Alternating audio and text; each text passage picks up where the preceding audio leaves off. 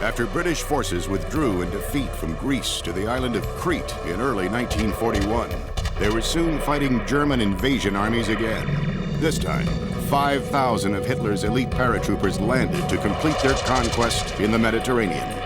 This was the largest and most ambitious airborne operation to date. It was a dangerous campaign for both the British and the Germans. This is where it happened, on the battlefront.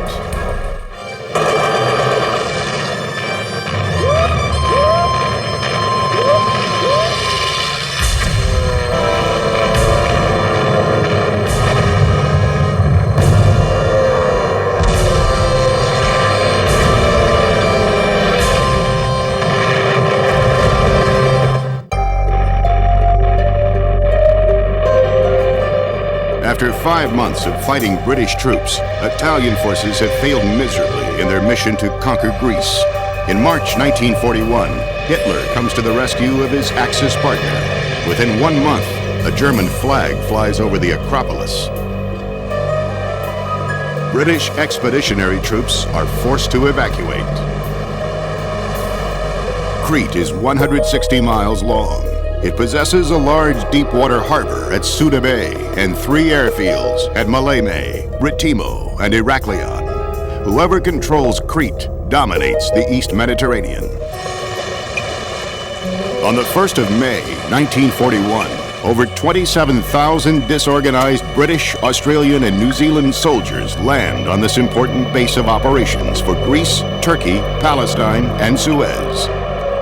Most of these troops had been in action for about 2 weeks when the Germans invaded Greece. And then they had to start pulling back quite quickly, and they didn't get much sleep. So most of the men were pretty exhausted. They had to leave their trucks, their artillery, most of their heavier support weapons. But most of the troops came back with their rifles. Men had been separated from their units as they pulled back down the Greek peninsula.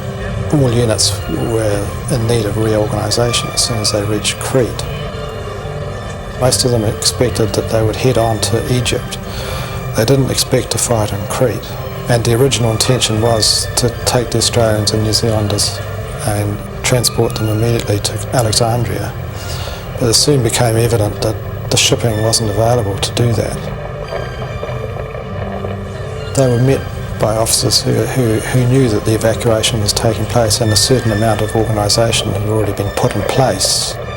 They spent the next few days resting under the olive trees.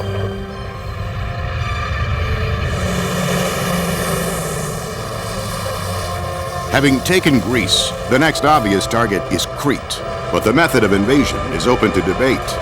The Germans are aware of the British Navy's strength in the Mediterranean. Reich Marshal Hermann Göring insists on an invasion by air. Hitler is unsure because the paratroop corps is too valuable to risk in such an operation. When Göring persists, Hitler finally agrees. The division known as the Flower of the German Reich will form the backbone of Operation Mercury, set for May 20th.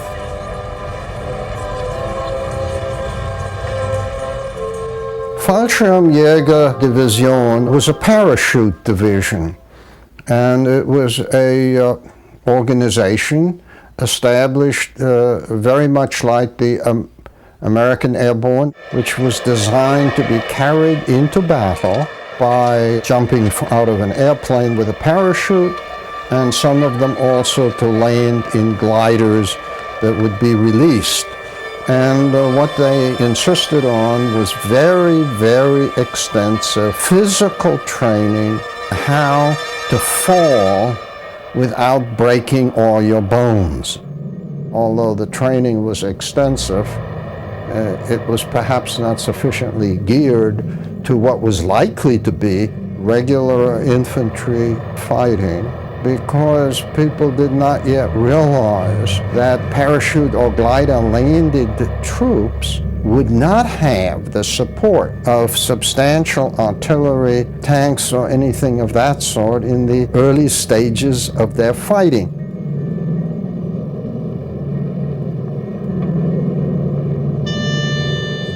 On May 12th, British intelligence reports a German invasion of Crete is imminent. The force responsible for defending the island is composed chiefly of Greeks, New Zealanders, and Australians. Crete force was put under the command of General Bernard Freyberg, who was the commander of the New Zealand Division.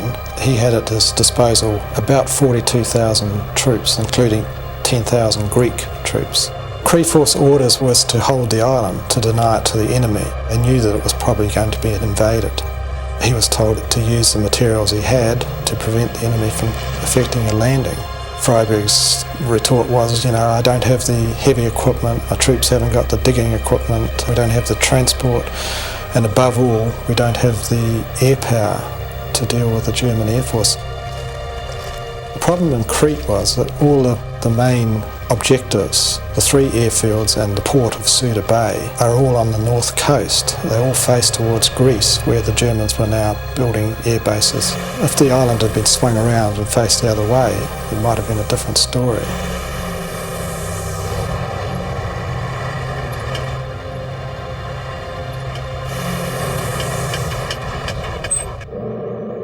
The problem for Freyberg was that the Germans had total dominance in the air, and all his supplies, he had a lot of men to feed.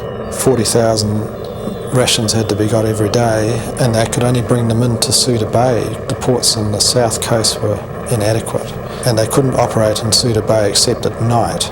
So it was very difficult to keep the force supplied, not only with food but also ammunition.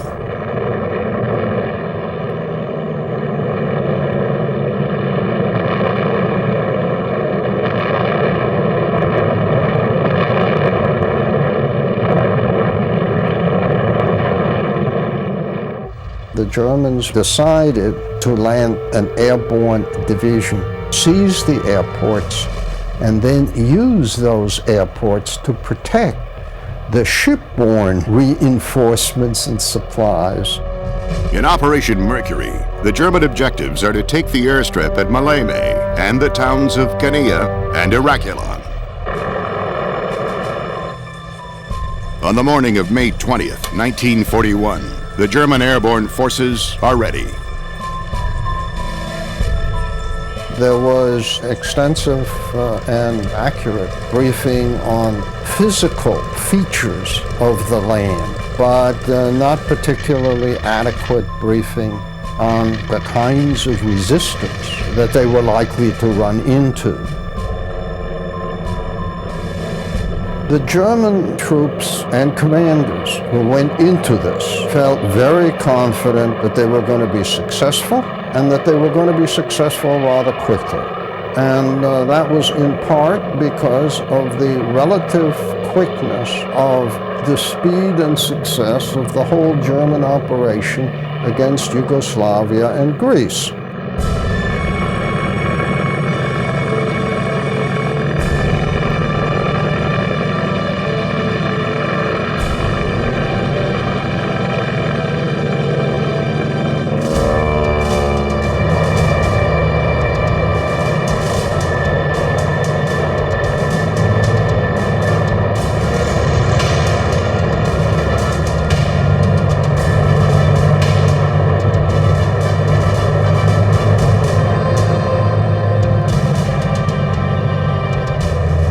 The German air strength totals over 1,200 aircraft, including 500 Junker transports and hundreds of gliders. The 1st Airborne Army is on its way.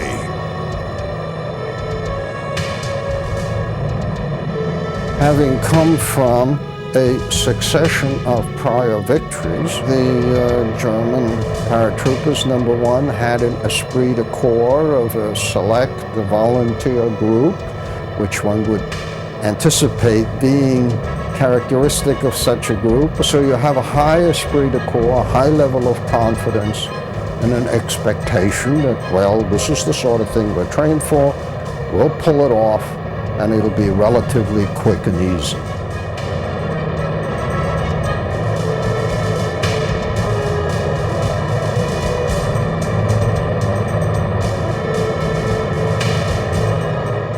There was, number one, the confidence that they knew their business and had been winning, and in addition, the sense that now the waiting was over and they were going to go into action and hopefully get it over quickly.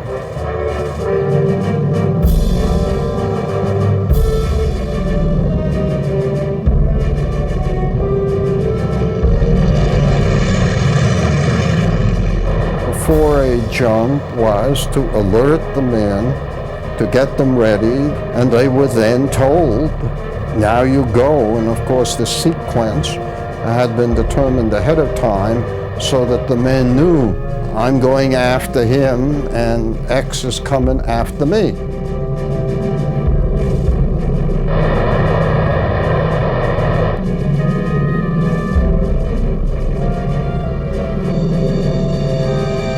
With hundreds of paratroopers floating to Earth, Operation Mercury is underway.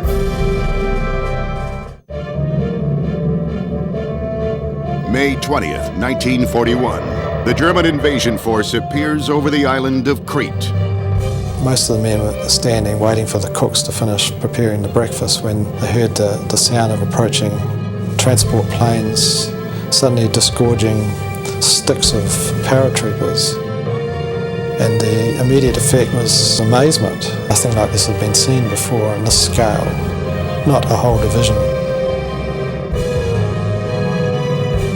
As soon as the troops had got over their initial shock, they started firing for all their worth. Since no one has ever attempted an airborne landing of this magnitude, there are problems. Many of the paratroopers land on British positions. Many gliders crash. Among them, one which is carrying the commanding general and his staff. After considerable confusion, command is taken over, but this only contributes to the heavy losses. More than 5,000 men land in the area of the Malé airfield, Operation Mercury's main target.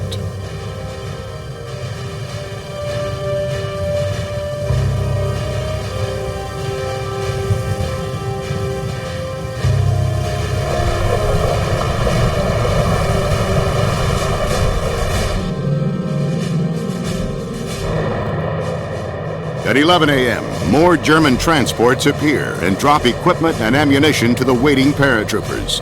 An Australian unit at Malé captures the German battle plan from a dead officer. After breaking the code, Crete Force troops are able to signal the German transports into dropping ammunition and food supplies to them instead.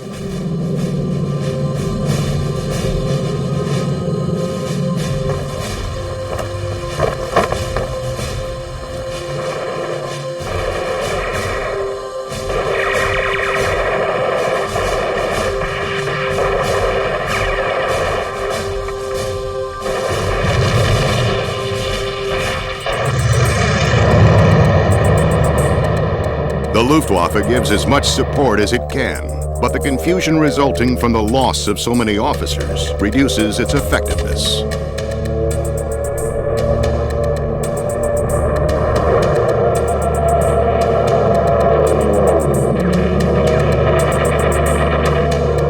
The German fighting force has to deal with a stiffer resistance than it anticipated. The average paratrooper who landed had the shock that soldiers face when they're suddenly in battle. Suddenly, he's in the middle of a firefight on the ground.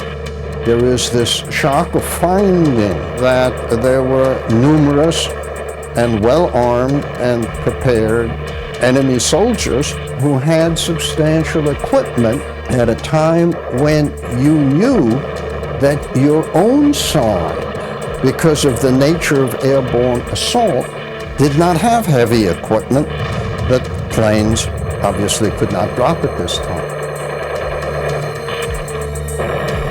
The result of the landing was a very, very bitter, very confused and confusing fight on the ground.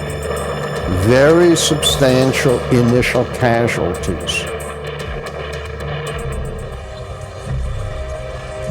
The results of the first day's fighting are costly for the Germans. The 7th Parachute Division in particular have suffered enormous casualties.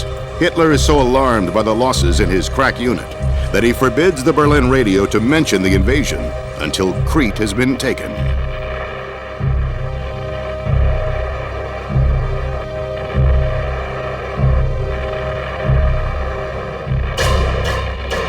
the end of the first day, it looked like the Germans had failed in all the areas that they attacked.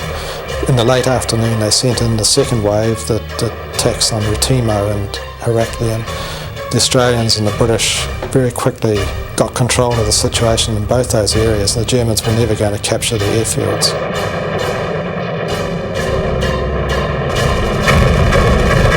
By nightfall, the airfields at Retimo and Heraklion remain with the British, but at Maleme, the Germans are gaining the upper hand.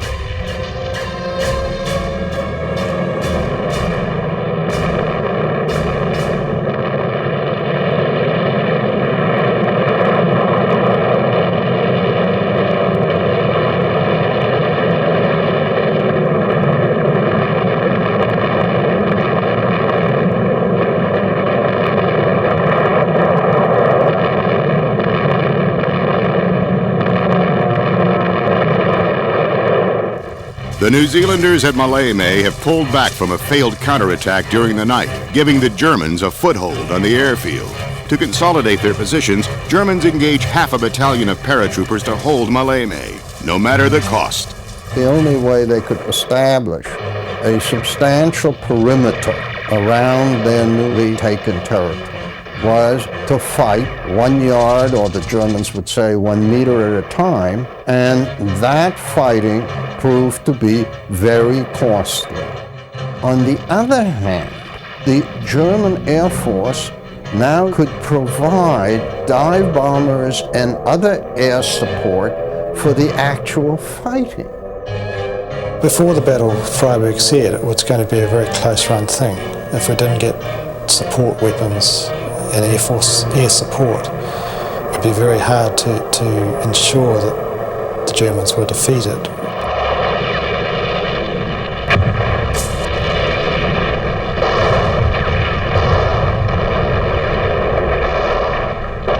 Most of the men realised that the situation was starting to deteriorate once the Germans got hold of Maleme airfield. They could see the German transport planes coming in one after another.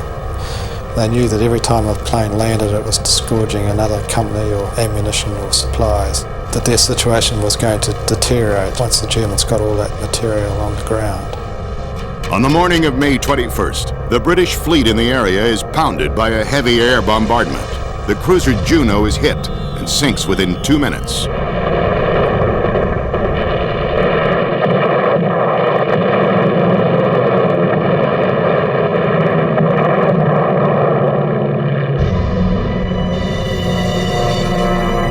That evening, the Royal Navy intercepts a German troop convoy off the coast. The troops could hear the guns firing out at sea, and they knew that the Navy had intercepted the seaborne attack, and that was the end of the seaborne attack, because the British Navy, of course, was dominant. They knew that no German ships were going to reach Crete in sufficient numbers to make a difference. While the British have prevented 5,000 reinforcements from reaching Crete, the Germans repay them on May 23rd. Messerschmitts catch the entire Mediterranean fleet without fighter protection.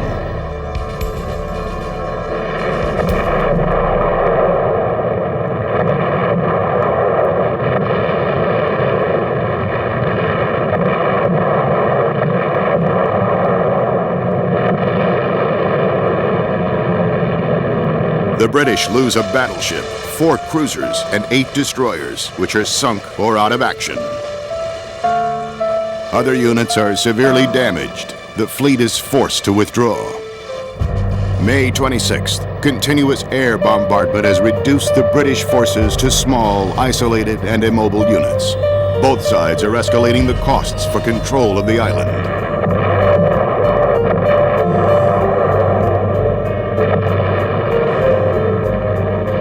The Germans, near exhaustion because of the heavy fighting of the last few days and running low on ammunition, make a desperate assault on Kania, the key to Suda Bay.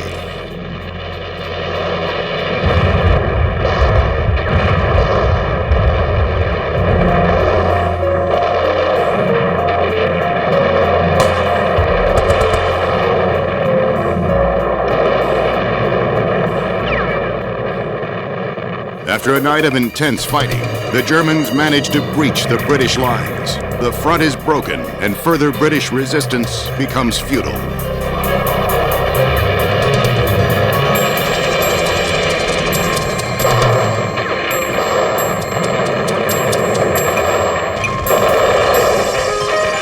This was very hard fighting, and the Germans realized that they were in a tough fight against determined, able fighters.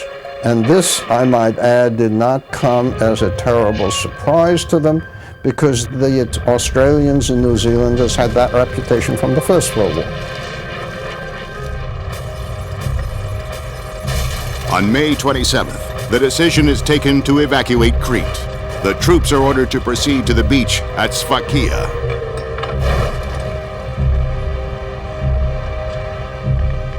Crete force had started to move over the mountains to the south to a very small, inadequate village port, basically, at Sfakia. This was a terrible trek for troops who had been fighting non-stop for more than a week. They were dog-tired. They hadn't had proper rations. They trudged over the hills. Many of them dropped out, had to be helped. It was quite a tragic episode in some ways, although most of the troops made it over there. They had the goal of getting off the island as their spur. So even if they had to struggle, they were going to make it to that port.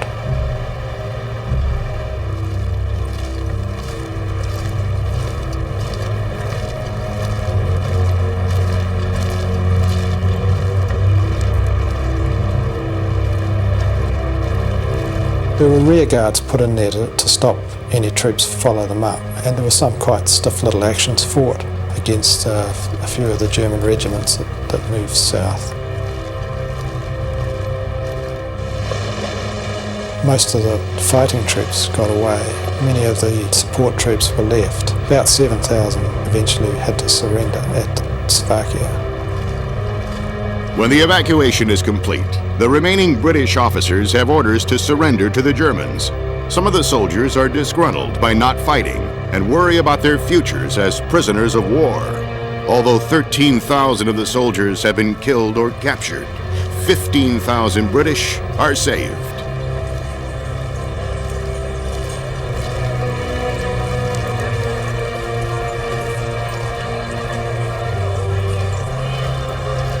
Within 10 days, Crete has fallen. Many of the prisoners taken on the beaches of Sfakia spent 4 years in Germany before being liberated on VE Day. German soldiers who are basking in their victory will later come to the rescue of the Italians in North Africa and eventually face defeat. Although Operation Mercury is named after a Roman god who could fly, the reality of war would soon bring the German armies back to Earth.